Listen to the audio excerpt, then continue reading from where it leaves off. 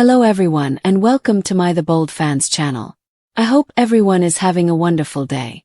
Before we begin, please hit the subscribe button and give this video a thumbs up. As Electra entered the Forrester mansion's hallway, the late afternoon light streamed through the large windows in long golden shafts, and her shoes clicked quietly against the polished parquet. RJ had texted that he was working from home and would appreciate her feedback prior to the Monaco presentation, so she had just intended to deliver the updated designs for the new youth line. It was abnormally quiet in the house. Steffi was still abroad, Eric was out, and it seemed that the staff was done for the day. She stopped outside the door to the guest suite that RJ had been claiming ever since he got back. A gentle radiance emanated from underneath it. She gently knocked once. "RJ, it's Electra." No response. "I brought the jewelry overlays." She gave the handle a try. It rotated with ease. With floor-to-ceiling windows overlooking the gardens and a large drafting table strewn with pencils, fabric swatches, and incomplete sketches, the room was bigger than she had remembered. She initially only noticed the recognizable smell of his cologne combined with charcoal and paper. Her breathing ceased as her eyes adapted to the corner lamp's gentler light. A mannequin stood half-shadowed in the distant corner. Not the general kind that was employed at the design studio.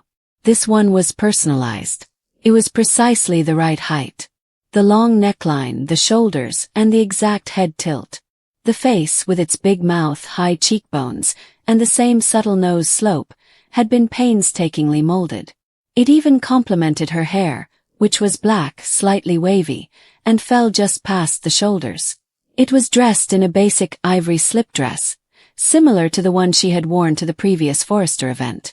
The mannequin's collarbone was supported by a tiny gold necklace that was nearly identical to the one Will had given her months before. Around the portfolio Electra was carrying, her fingers became numb. She moved closer, one hesitant step at a time. The likeness was much more striking up close. The glass eyes were precisely the same color as her own. Even the slight freckle behind her left eye, which she had spent years trying to hide with makeup, had been painted. She let out a low sound. She whirled over to the drafting table.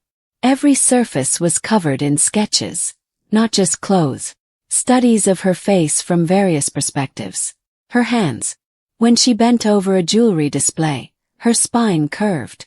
The mannequin itself was displayed on one page, with the words "Light catches the cheekbone here," written in RJ's crisp handwriting. "Maintain a soft mouth. When she's thinking, she appears most like herself." Electra could feel her heart pounding in her ears. She remembered Remy, the stolen photos all over the walls, and how she felt sick to her stomach when she discovered that someone had been observing her for months. In a way, this felt worse and different. This was not the fixation of a stranger. It was family. Behind her, the door opened. With a takeaway bag in one hand and a phone in the other, RJ intervened. When he spotted her standing in front of the mannequin, he froze. "Electra," he said in a cautious, almost soft voice. She turned slowly and said, "I didn't expect you so soon." With a gentle slap, the portfolio fell from her grasp and landed on the ground. "What's this?" RJ placed the bag on a side table. A muscle in his jaw leaped, but his demeanor remained composed. "It's a tool for design. I've been working on a capsule collection that revolves on the concept of you." "I needed a shape that seemed real," she said, pointing to the mannequin and raising her voice. "The jewelry line, the youth advertising. RJ, it has my freckle. My necklace is on it."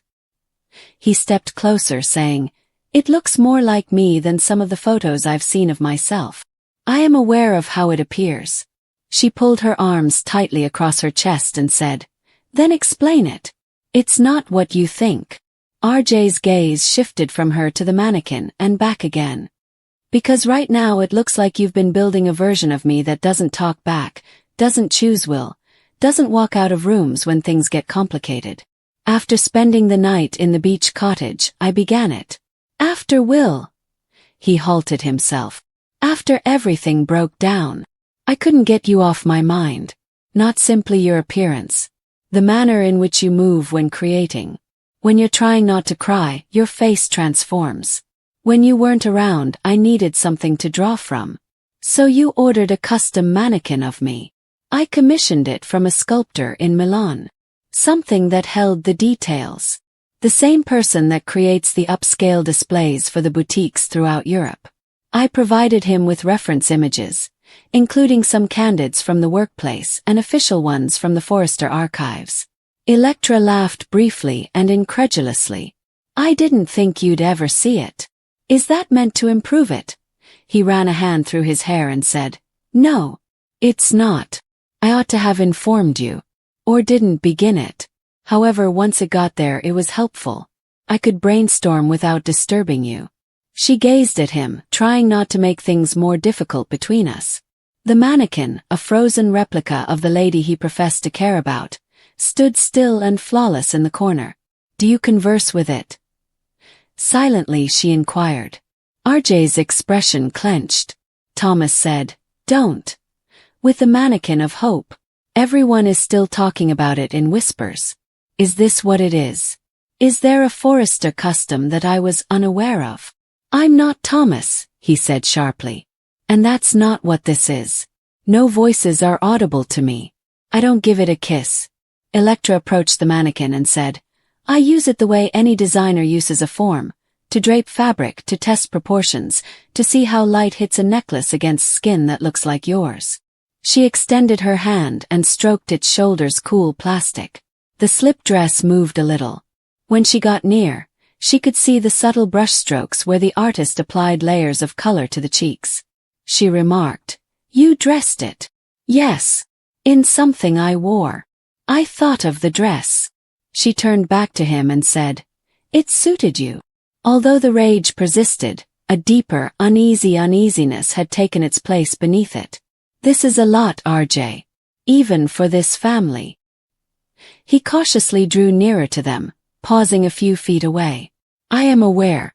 I apologize that this is how you found it. I never intended to frighten you. Not following Remy. Not after everything. Remy's name was brought up. Electra felt her throat constrict. She had been trying for months to get rid of the sensation that she was being observed, catalogued, and reduced to pictures. She was now standing in a room with a three-dimensional replica of herself that had cost thousands of dollars to produce. She said, I need you to disassemble it. RJ furrowed his brows. What? The mannequin. Prepare it. Return it. Get rid of it. It doesn't matter to me.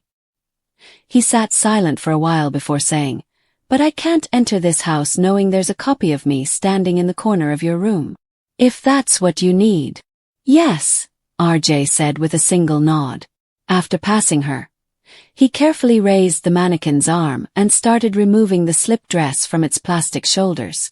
It was a cautious, almost respectful movement. He folded the cloth and put it aside while Electra observed with her arms still crossed. The mannequin appeared much more eerie without the dress, naked in its perfection, waiting. He pulled out layers of protective wrap and a big shipping box from the tall closet against the wall. He started disassembling the shape methodically, taking off the limbs and lower torso and wrapping each component. Before he covered them with a gentle cloth, the glass eyes gazed up at the ceiling. With her heart still pounding, Electra remained where she was. A part of her wished she could just walk away and stop talking about this. A different aspect of her was unable to turn away. RJ used packing tape to close the box once the final piece was inside. It was the last sound. He looked over at her. It's finished. She let out a deep breath. Thank you. There was a long pause between them. The yard lights outside the windows had started to shine against the approaching twilight. RJ was the first to speak. I want you to understand something. My sentiments for you are genuine, messy, complicated. However, they are not about possessing a static version of yourself. They are about the version that challenges me in the design room and makes difficult yet independent decisions. The mannequin served as a tool. Electra looked at his face and said, You're the reason I kept working. She recognized the genuineness there, the same passion that had initially attracted her to him when Will's relationship had fallen apart. She also saw the risk it posed, the way obsession might disguise devotion in this family. Finally she said, "I believe you. However, comfort is not the same as belief. Time is what I need. And room." RJ nodded. "And I need to know that I'm the only Electra there when I walk into a room with you." "You are. From now on," she said, stooping to collect the strewn portfolio pages off the ground. Now her hands were more stable. She stopped at the entrance and turned around. Like a closed chapter, the big box rested in the corner. RJ waited next to it. "Some of the sketches on that table were beautiful for what it's worth," she remarked. "The ones with the jewels pressed up against the collarbone." "You caught the light," he said with a faint, weary smile. "I'll hold on to those." "Just the paper ones," Electra said as she entered the hallway and shut the door. Somehow the home seemed bigger and the silence seemed more profound. The discovery still weighed heavily on her chest as she made her way to the main stairs. Outside, the Los Angeles city lights started to flourish against the fading sky. Will was most likely wrapping up a shift or fighting with Katie over the upcoming Logan launch somewhere across town. She caressed the tiny freckle under her left eye, which no mannequin would ever really own, and continued to walk as the real world went on somewhere else, chaotic, unpredictable, and alive. In the Forrester Creations design studio, Electra had spent the most of the afternoon creating new settings for a set of rose-cut diamonds that Ridge had only approved that morning. By the time she put down her pencil and stretched the tightness from her shoulders, the light from the high windows had changed from a bright midday white to a softer gold. Earlier RJ had left, murmuring that he needed a more private area to work on a silhouette that he had yet to reveal to anyone. Back then, she had grinned at his secrecy. The smile seemed far away now. He had borrowed a file of fabric samples 2 days prior, and she needed it. Without matching the metals to the precise tones of the new silk and jersey samples, the jewelry line could not proceed. A short walk down the hallway from the main studio was RJ's private office, which he had claimed upon his return to the company. It was stocked with mood boards, incomplete sketches, and the occasional abandoned toilet. Out of habit, she knocked once, got no response, and tried the handle. It rotated freely. Cedar and the subtle metallic tang of fabric shears filled the room. One sheet of unfinished paper sat on the drafting table as the afternoon sun slanted across it. With solely the intention of getting the swatches from the shelf by the window, she went inside. She noticed it at that moment. A full-sized dress form stood in the far corner, half obscured by a rolling rack of sample clothing. It wasn't the typical industrial mannequin found in every workroom. This one had been meticulously tailored. The torso was cushioned according to exact specifications. It had a thin neck. A wig with long black hair that fell in the same gentle waves that Electra herself wore most days was affixed on the head. The resemblance was unmistakable since the face had been painted with subtle characteristics, such as the arch of brows, the shape of a mouth and cheekbones. Electra ceased to move. She just gazed for a few long seconds. The mannequin was dressed in an incomplete ivory silk gown, with the skirt still gaping at the side seam and the bodice expertly fastened. In a manner she recognized from one of her own early sketches, a length of the same silk had been thrown across one shoulder. A jewelry box was placed on the little table next to the form. 2 nearly identical replicas of a pendant she had created only last week, one in silver and one in gold, both with a single clear stone, were tucked inside on black velvet. Her first coherent thought was that a terrible joke had been performed. The dimensions were too precise to be a coincidence, which was her second concern. Just a few days prior, she had stood for fits in the sample room. Those figures had been carefully and precisely applied here by someone. She pushed herself to move in closer. The mannequin's painted eyes appeared to follow her. The resemblance was even more disturbing up close. Every detail had been noted and replicated, including the jaw's shape, the little lift at the outer corners of the eyes, and the way the hair was styled to fall precisely like hers did when she worked late and neglected to pin it back. The mannequin's collarbone hung on a slender gold chain that was just like the one Electra wore on a daily basis. She extended her hand to touch the gown's fabric. It was cool silk. The pins remained sharp. A piece of paper with her name written in RJ's distinctive handwriting, together with a brief list of measurements and a comment regarding the drape of a specific sleeve, was found on the floor next to the form's base. Electra's heart pounded rapidly in her throat. She retreated till her shoulders touched the drafting table's edge. A moment before, the room had been merely private, but now it felt sealed. She recalled all of the conversations she had had with RJ over the past few weeks, including the late-night drawing comparisons, the way he had observed her when he believed she was engrossed in a design, and the cautious praises that were always on the verge of becoming more intimate. She had convinced herself that they were the typical attention of a coworker who just so happened to have the same last name and aspirations. The kiss that had once occurred in a moment of bewilderment, she had told herself, had been an error that they both wanted to forget. On the contrary, the mannequin implied. In the hallway she heard footsteps. Before she could make up her mind about leaving or confronting, the door opened. With a roll of pattern paper tucked under one arm, RJ entered. The moment he saw her standing in the middle of the room with the mannequin clearly visible behind her, he halted. Neither of them said anything for a moment. After carefully placing the paper on the closest surface, RJ shut the door. Her name came out more softly than usual. Electra. She saw his gaze shift from her face to the shape and back. He had prepared an explanation, but it was too late. "What's this?" she inquired. The only reason her voice remained steady was because she wouldn't allow it to tremble. RJ combed through his hair. "It's a dress form. It has my face," he said without disputing it. "I use it for draping." He continued inside the room, pausing a few steps away from her, and gazed at the mannequin as though he was seeing it for the first time. "I began by taking measurements in the sample room. The rest, I kept adjusting until it looked right. Until it looked like me." Yes. The straightforward admission struck a deeper chord than any complex justification. Electra folded her arms. "Why?" RJ let out a slow breath.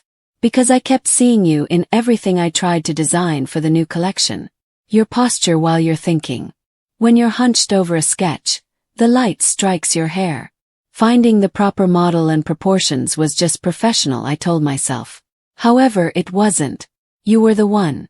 She looked at him and said, "I needed something to work from when you weren't here. So you created a replica of me and dressed it in my desired attire? Is there a better way to say it? It sounds worse when you say it like that." He was at a loss for words. There was a long period of stillness. The late-day traffic on the boulevard passed by outside the window in sluggish streams of light. The wall clock's gentle ticking was the only sound in the room. Electra faced the mannequin once more. Even though she was motionless, she examined the precise placing of the chain, the meticulous pinning, and the arrangement of the silk to indicate movement. "RJ, this isn't motivation. I know how it looks," I said. "This is obsession. Since I've already seen this. Not with you but with another member of this family. A mannequin that appeared to be someone he was unable to let go of."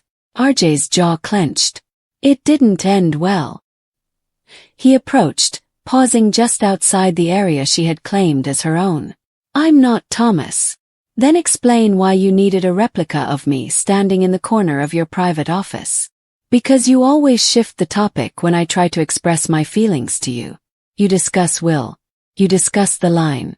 You talk about anything but the reality that we are drawn to each other. Maybe I could get it out of my system and work if I could just record the way I perceive you. And has it worked?" He first glanced at the mannequin and then at her. "No." The weight of that one word caused Electra to feel the floor move. She was aware of RJ's curiosity.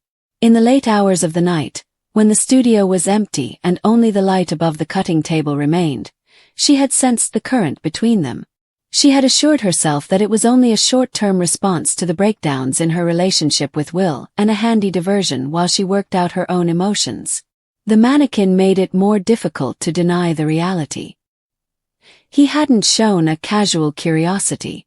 In order for her to be present even when she wasn't, he had been measuring, researching, and recreating her in private.